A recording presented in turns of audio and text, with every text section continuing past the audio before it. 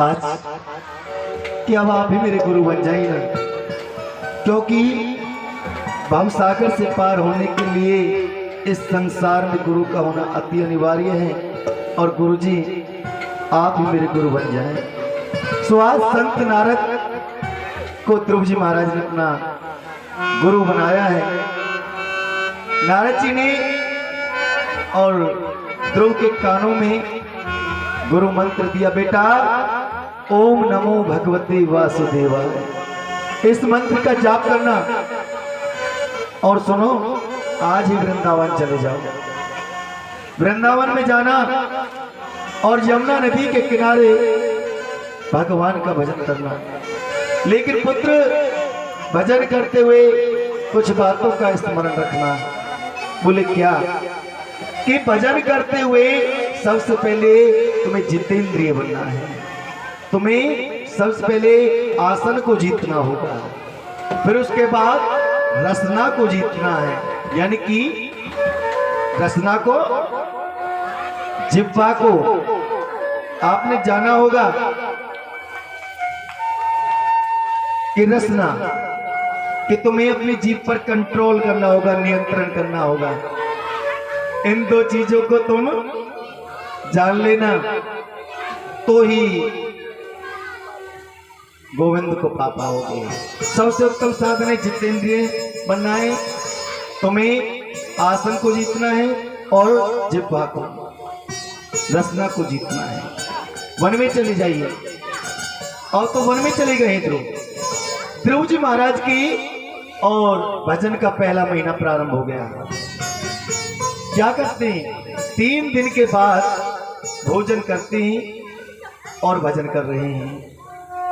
दूसरा महीना प्रारंभ हुआ, 6 दिन के बाद में फल खाकर के भजन करते हैं। तीसरा महीना प्रारंभ हुआ, 9 दिन के बाद पत्ते खाकर के भगवान का भजन करते हैं। चौथा महीना प्रारंभ हुआ, 12 दिन के बाद में जल पी करके भगवान का भजन करते हैं। 5वां महीना प्रारंभ हुआ, 15 दिन के बाद में वायु पी करके भगवान का भजन करते हैं। अब जैसे 6वां महीना प्रारंभ हुआ सज्जनों, तो क्या हुआ कि ध्रुव ने अपने प्राण वायु को संग्रहित कर लिया। बोले क्यों?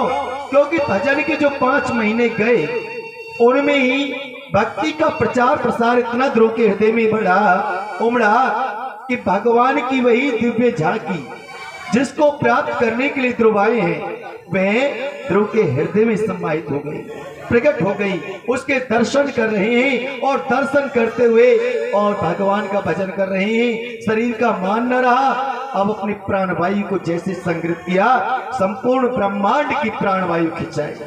संपूर्ण ब्रह्मांड की प्राणवायु जब खिंची तो इस संसार के समस्त जीव, उन सभी के प्राण अवरुद्ध हो गए। देवता लोग दौड़े दौड़े ब्रह्मा जी के शरण में पहुंचे। विधाता हम श्वास नहीं ले पा रहे हैं, पता नहीं क्या हो रहा है। विधाता बोले श्वास तो हम भी नहीं ले पा रहे, हमको भी श्वास नहीं आ रहा, पता नहीं क्या बात है। चलो नारायण की शरण में चलते हैं। अब तो भगवान विष्णु के पास में पहुंचे, और जब भगवान विष्णु के पास पहुंचे सभी ने स्तुति की, गोविंद हम श्वास नहीं ले पा रहे, इसका कारण क्या है? बोले सुनो सीधी सी बात है। बोले क्या बात है? कि सीधी सी बात है कि मेरा अनन्य भक्त है, नन्हा सा भक्त है, नाम है ध्रुव। उसने अपनी प्राण वायु को खींच लिया है, मुझे प्राप्त करने के लिए तप कर रहा है। और उस जैसे उसने अपने प्राण वायु को खींचा है ना, तो तुम सभी के प्राण अवरुद्ध हुए हैं। संपूर्ण जगत संसार का प्राण अवरुद्ध हुआ है। लेकिन तुम चिंता ना करो, जैसे मैं उसे दर्शन दूंगा तुम सभी के प्राण पहले की भांति सुचारू रूप से चलने लगेंगे। अब तो यहाँ पर भगवान पहुंचे चतुर्भुज रूप धारण करके ध्रुव के पास। ध्रुव के पास पहुंचे, ध्रुव को जाकर के आवाज लगाई, बेटा ध्रुव, ओ बेटा ध्रुव। ध्रुव के सन्मुख खड़े हैं, लेकिन ध्रुव बोलता नहीं, आंखें खोलता नहीं। क्यों? क्योंकि जो झांकी सन्मुख है वो ही अंतःकरण में है, उसके दर्शन हो रहे हैं। और तो जब उसके दर्शन अंदर हो रहे तो बाहर जो खड़े हैं उनका क्या मालूम, क्या लेना हमें उससे। जो चीज अंतःकरण के अंदर, अंतःकरण में कब आएगी? बोलो बोलो, कब आएगी? ऐसे नहीं आएगी। निर्मल मन जन सो मोहि पावा, निर्मल मन जन सो मोहि पावा, निर्मल मन जन सोई मोहि पावा, मोहि कपट छल चित्र गवावा, मोहि कपट छल चित्र गवावा। तो भगवान का वास कहाँ होता है? जहाँ निर्मल अंतःकरण हो।